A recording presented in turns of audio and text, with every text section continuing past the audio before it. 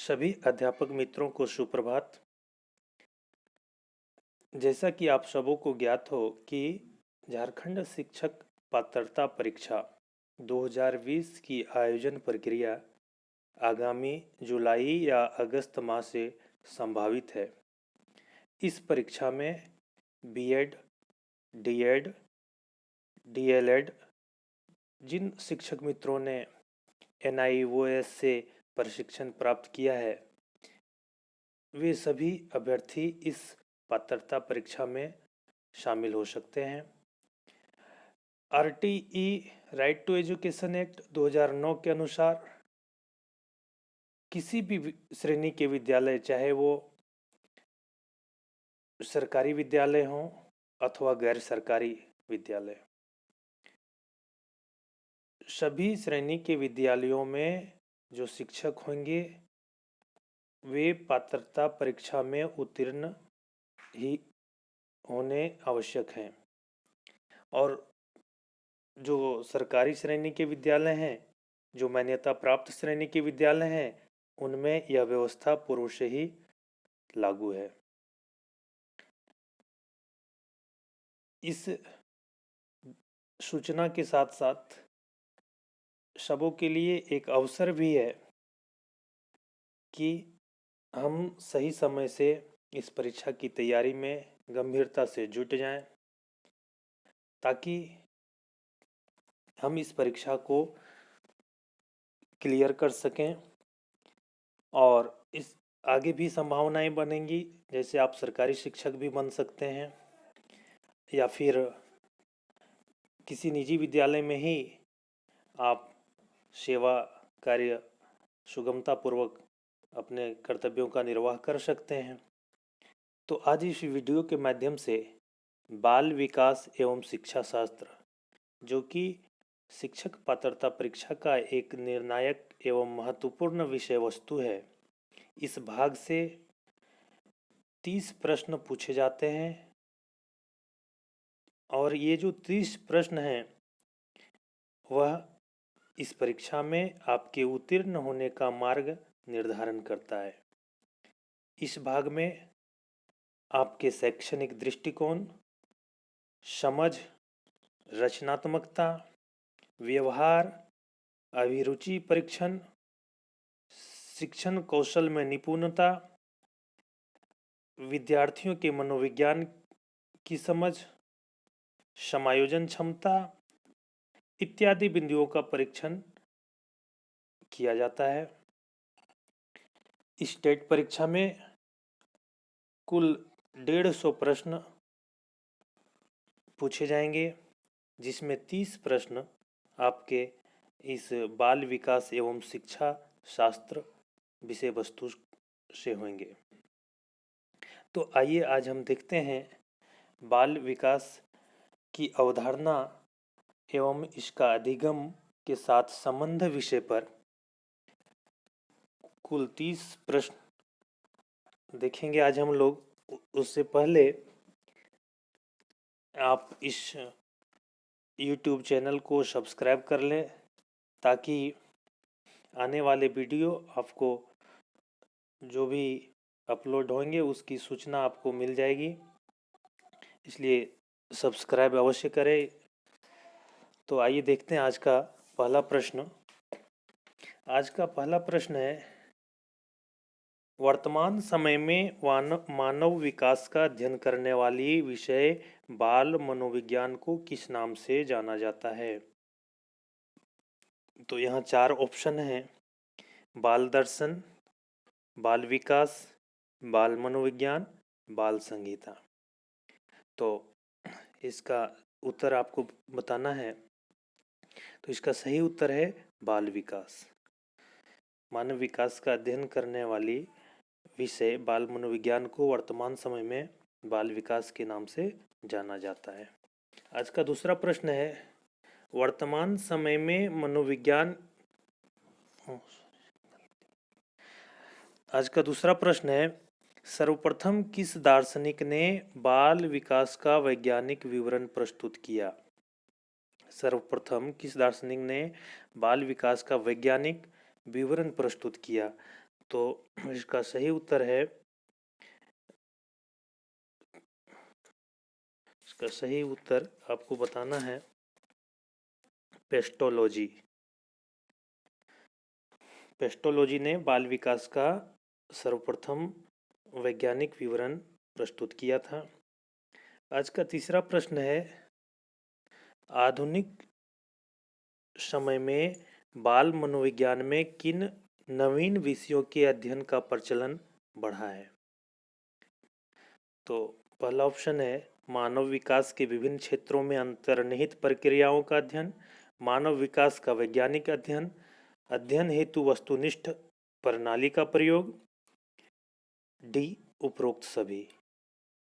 तो इसमें इसका सही आंसर है डी उपरोक्त सभी, अर्थात इसमें इन सभी विषय वस्तुओं का अध्ययन किया जाता है।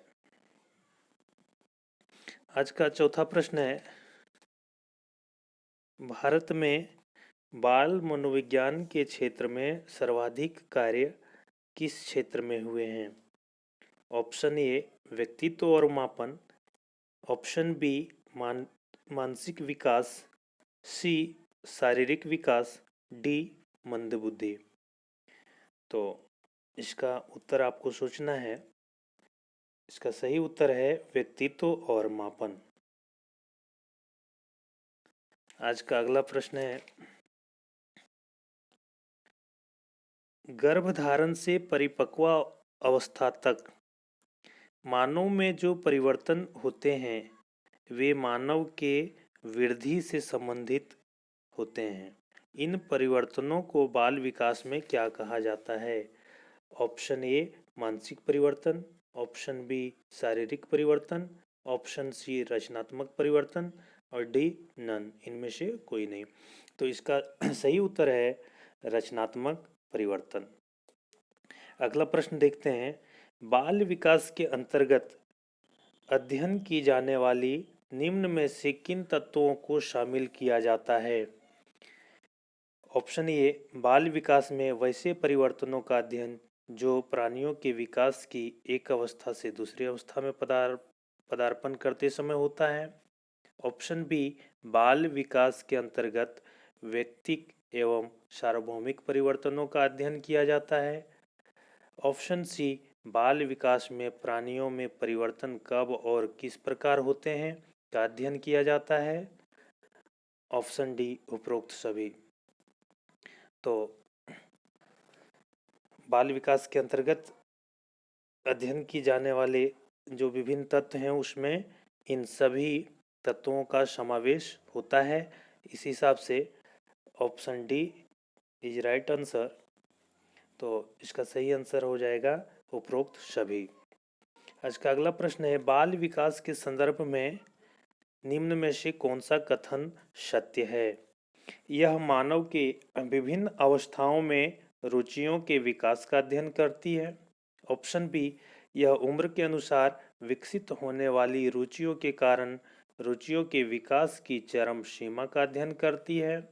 ऑप्शन सी यह रुचियों की प्रकृति का अध्ययन करती है, अर्थात किन किन रुचियों का विकास वैयक्तिक कारणों से होता है यह, तथा किन किन रुचियों का विकास सार्वभौमिक परिवर्तनों के रूप में होता है।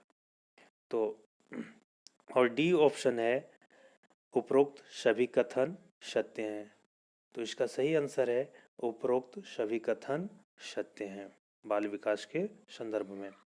अगला प्रश्न है, विकासात्मक मनोविज्ञान के अंतर्गत की जाने वाली अध्ययन के संबंध में कौन सा कथन सत्य है? विकासात्मक मनोविज्ञान बाल मनोविज्ञान का ही विस्तार रूप है। ऑप्शन बी विकासात्मक मनोविज्ञान में गर्भावस्था से वृद्धावस्था तक के विकास परिवर्तनों का अध्ययन किया जाता है, जबकि बाल विकास में गर्भावस्था से प्रौढ़ावस्था या परिपक्वावस्था तक के विकास परिवर्तनों का अध्ययन किया जाता है।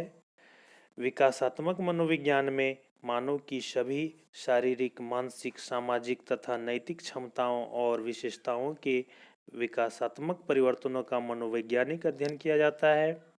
ऑप्शन डी उपरोक्त सभी कथन सत्य हैं। तो इसका सही उत्तर है विकासात्मक मनोविज्ञान के अंतर्गत इसमें जो अध्ययन किए जाते हैं वो इन सभी विषयों से जुड़े हैं, अर्थात ऑप्शन डी उपरोक्त सभी कथन सत्य हैं। अगला प्रश्न है बाल विकास में मानव के किन अवस्थाओं का अध्ययन किया जाता है? गर्भकालीन अवस्था एवं शैशवावस्था, ऑप्शन बी बचपन एवं बाल्यावस्था, ऑप्शन सी किशोरावस्था एवं युवावस्था, ऑप्शन डी उपयुक्त सभी अवस्थाओं का। तो इसका सही उत्तर है ऑप्शन डी बाल विकास में इन सभी अवस्थाओं का अध्ययन किया जाता है। अगला प्रश्न देखते हैं बाल विकास में जन्म से बाल्यावस्था तक किन प्रक्रियाओं का अध्ययन किया जाता है? ऑप्शन ए शारीरिक, मानसिक, संवैधानिक तथा संवेगात्मक विकास, ऑप्शन बी सामाजिक तथा नैतिक विकास, ऑप्शन सी गत्यात्मक तथा भाषा संबंधी विकास, ऑप्शन डी उपरोक्त सभी। तो इसमें जन्म से बाल्यावस्था तक शारीरिक, मानसिक, संवैधानिक, सामाजिक, नैतिक, गत्यात्मक एवं भाषा संबंधी विकास की जो प्रक्रिया है इन सबों का अध्ययन किया जाता है। इस दृष्टिकोण से ऑप्शन डी आपका सही आंसर है। अगला प्रश्न देखते हैं बाल विकास में वातावरण के अंतर्गत किसे एक उच्च संगठित ऊर्जा तंत्र माना जाता है? शिक्षा को, बालक को, शक्ति को, आचरण को।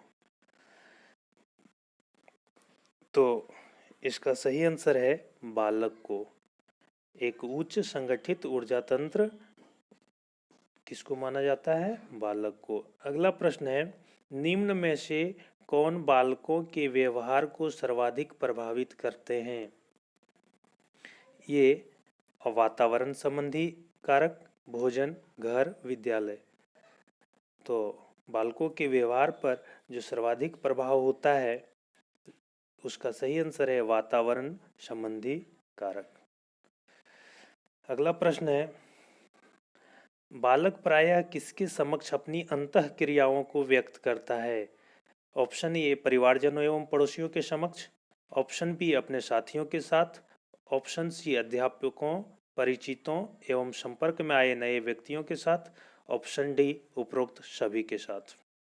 तो इसका सही आंसर है उपरोक्त सभी के साथ, अर्थात अपने परिवार, अपने साथी, अपने परिचित, अपने अध्यापक और संपर्क में आए नए व्यक्तियों के साथ वो अपने अंतः क्रियाओं को, अपनी रुचियों को अभिव्यक्त करता है। अगला प्रश्न है बालकों में उत्पन्न अंतः क्रियाओं के अंतर्गत किसे रखा जाता है? सहयोग एवं व्यवस्थापन, सामाजिक गुणों का विकास, सामूहिक संगठन की भावना, ऑप्शन डी उपरोक्त सभी। तो इसका सही आंसर है उपरोक्त सभी, अर्थात सहयोग, व्यवस्थापन, सामाजिक गुणों का विकास, सामूहिक संगठन, ये सभी तत्व बालकों में जो उत्पन्न होने वाली अंतःक्रियाएं हैं वो उसके अंतर्गत रखा जाता है। अगला प्रश्न है निम्न में से कौन बालकों की नकारात्मक अंतःक्रियाएं हैं? ऑप्शन ए संघर्ष, तनाव, सी विरोध करने की भावना, डी उपरोक्त सभी। काफी महत्वपूर्ण प्रश्न है। तो ये सभी नकारात्मक अंतःक्रियाएं हैं। अगला प्रश्न देखते हैं बाल विकास में अध्ययन की जाने वाली मानसिक क्रियाएं हैं प्रत्यक्षीकरण, स्मृति, साहचर्य और चिंतन, ऑप्शन सी अधिगम तथा कल्पना, ऑप्शन डी उपरोक्त सभी। तो इसका सही आंसर है उपरोक्त सभी। अगला प्रश्न है बाल विकास में वैयक्तिक भिन्नताओं से संबंधित किन समस्याओं का अध्ययन किया जाता है? शारीरिक रचना और योग्यता संबंधी भिन्नता, मानसिक क्रिया एवं संवेगात्मक भिन्नता, सामाजिक व्यवहार संबंधी भिन्नता, ऑप्शन डी उपरोक्त सभी वैयक्तिक भिन्नताओं का अध्ययन। तो इसका आंसर होगा ऑप्शन डी शारीरिक रचना, मानसिक क्रिया, सामाजिक व्यवहार, इन सब से जुड़ी हुई भिन्नताओं का अध्ययन बाल विकास के अंतर्गत किया जाता है। अगला प्रश्न है, बाल विकास में मुख्यतः कौन सी अध्ययन प्रणालियां प्रचलित हैं? ऑप्शन ए समकालीन अध्ययन प्रणाली, ऑप्शन बी दीर्घकालीन अध्ययन प्रणाली, ऑप्शन सी ए तथा बी दोनों, ऑप्शन डी इनमें से कोई नहीं। तो ये दोनों ही प्रणालियां अध्ययन की वर्तमान में प्रचलित हैं। तो इसका आंसर सी हो जाएगा, सी ऑप्शन, ए तथा बी दोनों। अगला प्रश्न देखते हैं, यदि किसी बालक का शारीरिक और मानसिक विकास दोषपूर्ण ढंग से होता है तो उनमें किस प्रकार के परिवर्तन परिलक्षित होते हैं? इसके ऑप्शन हैं, ए बालक असामान्य व्यवहार करने लगता है, बी बालक में असामान्य व्यक्तित्व का विकास होता है, सी बालक रोगग्रस्त होता है, डी उपरोक्त सभी। तो इसका सही आंसर है उपरोक्त सभी, अर्थात ये सभी दोषपूर्ण लक्षण उसके अंदर परिलक्षित होने लगते हैं। तो इसका आंसर डी हो जाएगा। अगला प्रश्न है, असामान्य बालक का अभिप्राय है, ये बौद्धिक रूप से दुर्बल बालक एवं रोगी बालक, बी समस्या उत्पन्न करने वाले बालक, सी अपराधी प्रवृत्ति के बालक, डी उपरोक्त सभी। तो इसका सही आंसर है उपरोक्त सभी। जो असामान्य प्रवृत्ति वाले बालक हैं उनमें ये सभी लक्षण दिखाई देते हैं। अगला प्रश्न है, बालक ज्यों-ज्यों बड़ा होता है उसे आंतरिक से बाह्य वातावरण में समायोजन करने हेतु विभिन्न समस्याओं का सामना करना पड़ता है। बाल विकास के अंतर्गत निम्न में से किन समायोजनों का अध्ययन किया जाता है? पारिवारिक एवं शैक्षिक समायोजन, बी संवेगात्मक समायोजन, सी स्वास्थ्य संबंधी समायोजन। तो एडजस्टमेंट जो पर्यावरण वातावरण के साथ करना है, अपने विद्यालय में करना है, अपने स्वास्थ्य के साथ करना है, अपने परिवार के साथ करना है, तो ये सभी एडजस्टमेंट का जो अध्ययन है, समायोजन का अध्ययन है, वह बाल विकास के अंतर्गत किया जाता है। तो इस हिसाब से इसका सही आंसर उपरोक्त सभी हो जाएगा। Option D is right. अगला प्रश्न है, किस अवस्था में बालकों में कुछ जीवन मूल्यों और भले बुरे का ज्ञान का विकास हो जाता है? शैशवावस्था में, बाल्यावस्था की समाप्ति पर, किशोरावस्था में, वृद्धावस्था में? तो भले बुरे का ज्ञान और जीवन मूल्यों का ज्ञान, अच्छे और बुरे का ज्ञान, उनमें बालकों में बाल्यावस्था की समाप्ति पर हो जाते हैं, अर्थात ऑप्शन बी इसका सही आंसर है। Option B is right answer.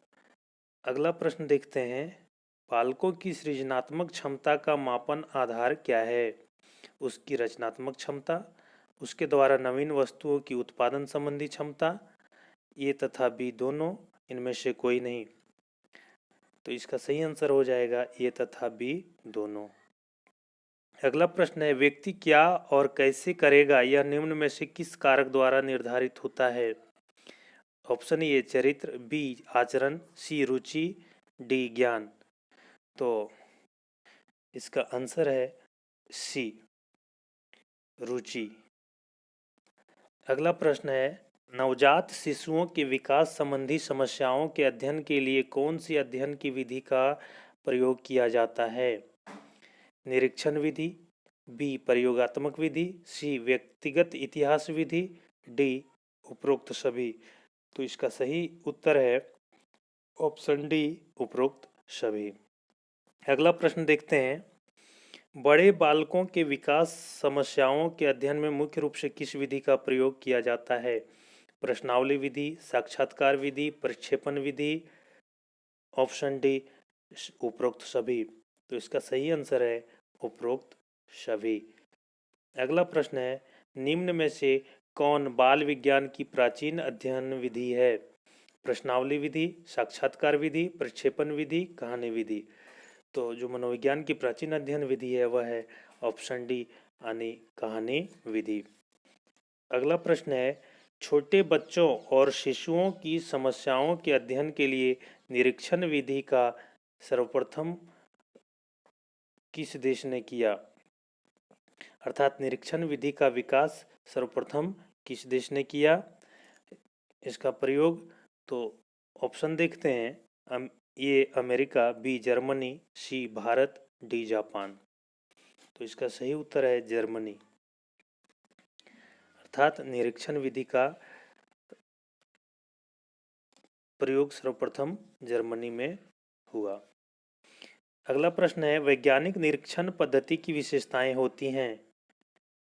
ये वस्तुनिष्ठता एवं निश्चयात्मकता, बी क्रमबद्धता, सी प्रामाणिकता एवं विश्वसनीयता, डी उपरोक्त सभी। तो ये सभी प्रमुख तत्व हैं निरीक्षण पद्धति में जिन्हें शामिल किया जाता है और ये विशेषताएं निश्चित रूप से होनी चाहिए। तो इस हिसाब से ऑप्शन डी सही हो जाएगा और उपरोक्त सभी। अगला प्रश्न और आज का अंतिम प्रश्न, निम्न में से किस विधि द्वारा बालकों के पारस्परिक संबंधों का अध्ययन करना सरल होता है? निम्न में से किस विधि द्वारा बालकों के पारस्परिक संबंधों का अध्ययन करना सरल होता है? ऑप्शन ए प्रयोगात्मक विधि, ऑप्शन बी निरीक्षण विधि, ऑप्शन सी साक्षात्कार विधि, ऑप्शन डी प्रश्नावली विधि। तो इसका सही उत्तर है निरीक्षण विधि। तो आज के वीडियो में बस इतना ही।